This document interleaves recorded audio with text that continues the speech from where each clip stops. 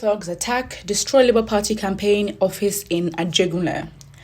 Angry thugs have attacked the Labour Party campaign office in Ajegunle area of Lagos State. The aggrieved thugs attacked supporters and chased campaign officials before they destroyed the facility. This has incurred huge financial damage to the Labour Party. There is no official comment from the party's national headquarters as of the moment of filing this report. The Labour Party continues to gain recognition and popularity, especially across social media platforms. However, it will be premature to determine the winner of the forthcoming presidential election, considering the personalities of the top contenders.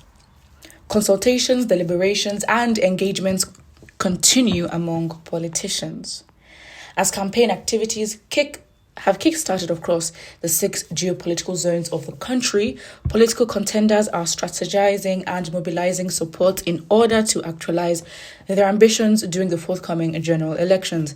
Hoodlums are known to target members of rival campaigns groups in order to disrupt their activities and instill fear, also asserting dominance. Okay, I mean, this is no surprise, to be very honest. I think this is a broken window.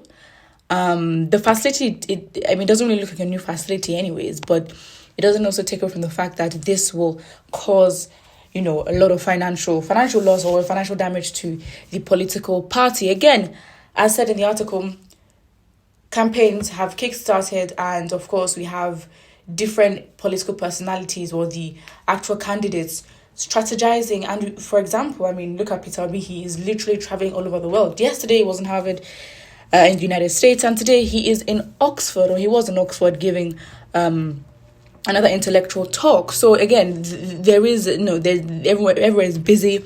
We see the campaigns that are going on, the 1 million man marches and 4 million man marches. You see all these things.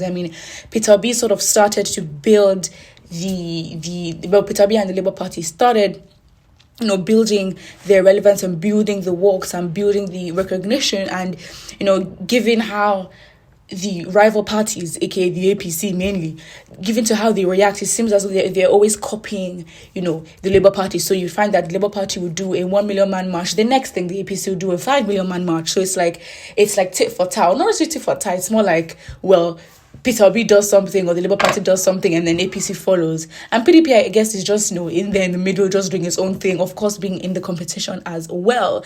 But I think what you'd find is you have the top of the class, typically, again, as the article said. Maybe it is a bit premature to start, even though it's closer to the elections than, let's say, a few months ago, but you can still say it is premature to start, predicting or forecasting who the winner is going to be. But obviously, giving the reactions, giving the effort, giving the public reactions and public engagement with these parties, it is obvious to see that, the Labour Party does tend or looks to have a bit more engagement and a bit more positive attitude and support towards it, to be honest. Of course, it's not surprising it to be met with a lot more resistance online or offline. Again, we can see that the resistance is the example of the article here, or of the issue here. One of the facilities has been destroyed, and so, again, thugs are the main.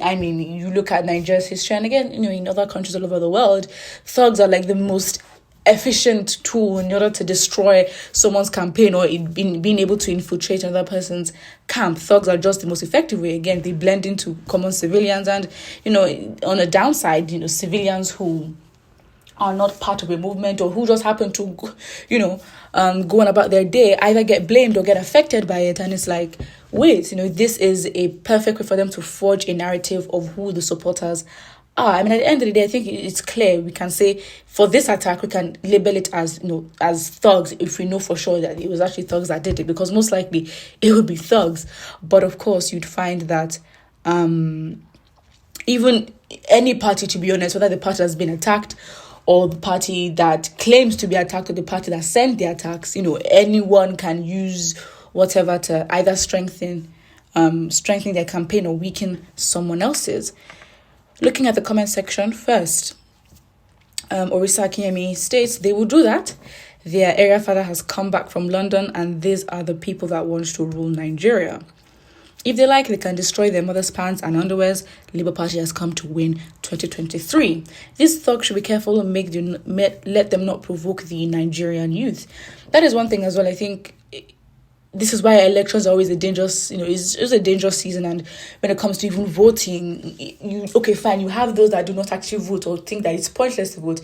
And you have those that are actually scared to vote. They've gotten their PVCs, gotten everything. But again, you can also say it's a tactic by rival parties.